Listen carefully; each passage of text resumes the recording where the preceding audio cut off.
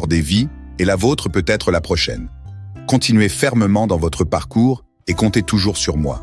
N'oubliez pas d'aimer, de commenter, de partager cette vidéo.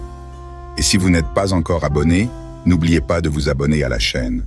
Que Dieu vous bénisse. À la prochaine. Je veux que vous compreniez quelque chose de crucial. La Bible nous assure qu'il n'y a rien de si brisé que Dieu ne puisse restaurer et reconstruire. C'est pourquoi je déclare une parole prophétique sur vous, sur tous ceux qui regardent. Que ce message soit le début d'une grande réforme dans vos vies où tout sera transformé. Recevez cette parole au nom de Jésus. Si vous avez besoin de restauration dans votre vie, dans n'importe quel domaine, sachez que ce message est le point de départ de la plus grande transformation que vous ayez jamais vue. Tout sera nouveau et transformé. Amen. Mais avant de continuer, je voudrais vous demander un service. Aimez, commentez, partagez cette vidéo. Envoyez-la à ces groupes WhatsApp, même à ceux remplis de personnes qui ne comprennent pas toujours. Dites-leur, regarde ça, que Dieu te restaure, mon frère. Et n'oubliez pas de vous abonner à la chaîne. Maintenant, passons au texte de Néhémie, chapitre 1, les paroles de Néhémie, fils de Hakalia.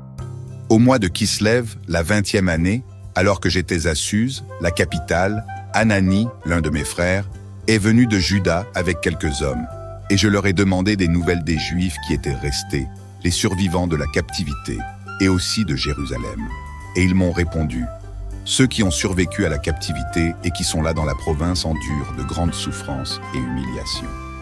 Le mur de Jérusalem a été abattu, et ses portes ont été détruites par le feu. Quand j'ai entendu ces choses, je me suis assis et j'ai pleuré. J'ai passé des jours à me lamenter, à jeûner et à prier le Dieu des cieux. Je suis enthousiaste à l'idée de partager ce message, car je suis le fruit de la restauration. Je ne suis pas un projet original qui a réussi dès le départ, non. J'étais brisé, perdu, mais le Seigneur m'a restauré. Alléluia! Et je veux partager cela avec vous, car je sais qu'un événement extraordinaire est sur le point de se produire. Mes parents, leur mariage n'était pas parfait, loin de là. Il était en ruine. Mais le Seigneur l'a restauré. Il a restauré ma famille, et il peut restaurer la vôtre aussi, peu importe à quel point elle est brisée. Mais il y a un processus, frères et sœurs, un processus que nous ignorons souvent. Néhémie nous le montre. Il ne s'est pas simplement assis et lamenté. Il a prié, il a jeûné, il s'est repenti. Parce que, frères et sœurs, la restauration commence par un repentir sincère. Nous devons reconnaître nos failles, nos erreurs, et nous tourner vers le Seigneur dans un repentir véritable. C'est ce repentir qui ouvre les portes à la restauration divine. Nous ne pouvons pas attendre que Dieu fasse quelque chose de nouveau dans nos vies si nous continuons à nous accrocher au passé, à nos échecs, à nos douleurs. Nous devons nous repentir et permettre à Dieu d'accomplir une œuvre transformatrice en nous. Et Dieu n'agit pas seul. Il utilise des personnes, comme il l'a fait avec Néhémie. Parfois, nous sommes en train de reconstruire quelque chose de brisé dans nos vies, et nous devons nous unir à ceux qui sont à nos côtés, priant, travaillant et luttant avec nous. Et alors Néhémie nous montre quelque chose d'incroyable. Il n'a pas seulement prié et pleuré, il a agi. Il est allé à Jérusalem. Il a vu les murs détruits, les portes brûlées. Il a évalué les dégâts. Et puis il a commencé la reconstruction, étape par étape, brique par brique. Et ce qui est encore plus incroyable, frères et sœurs, c'est qu'il n'était pas seul. Il avait le soutien d'autres personnes, d'autres familles, qui se sont jointes à lui dans ce voyage de restauration. Parce que la restauration est un travail d'équipe. Nous avons besoin les uns des autres. Nous avons besoin du soutien mutuel pour reconstruire ce qui a été détruit. Et oui, il y avait des opposants. Il y aura toujours ceux qui se moqueront, qui douteront, qui essaieront de nous arrêter. Mais comme Néhémie, nous ne pouvons pas abandonner. Nous devons persévérer, défendre ce qui est à nous, lutter pour ce qui est juste. Et ainsi, le mur a été reconstruit. En seulement 52 jours, l'impossible est devenu possible. Parce que lorsque Dieu est aux commandes, il n'y a rien qu'il ne puisse faire. Aucun mur n'est trop haut, aucune porte n'est trop forte. Il est le Dieu qui restaure, qui renouvelle, qui transforme.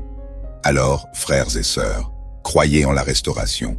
Croyez que Dieu peut et va faire quelque chose de nouveau dans vos vies. Peu importe à quel point vous êtes brisé, peu importe à quel point vous êtes tombé, le Seigneur peut restaurer et transformer. Il l'a fait pour moi, il l'a fait pour tant d'autres, et il le fera aussi pour vous. Que la restauration de Dieu vienne sur vous, que les murs soient reconstruits, que les portes soient restaurées. Que, au nom de Jésus, vous expérimentiez la plénitude de la restauration divine. Frères et sœurs, le mur est terminé. Ma maison a été restaurée. J'ai été témoin de mes propres yeux. J'ai vu mon père revenir à Jésus, je l'ai vu demander pardon.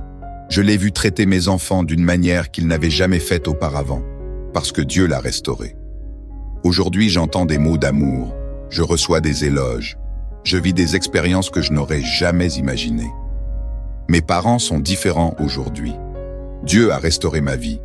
J'étais destiné à la mort, condamné à l'enfer, mais il est intervenu dans mon histoire et a tout changé. Alors, mon ami, sachez que ce que Dieu a fait ici, il le fera là aussi, au nom de Jésus. Et si vous êtes arrivé jusqu'ici, je veux que vous sachiez que vous n'êtes pas seul.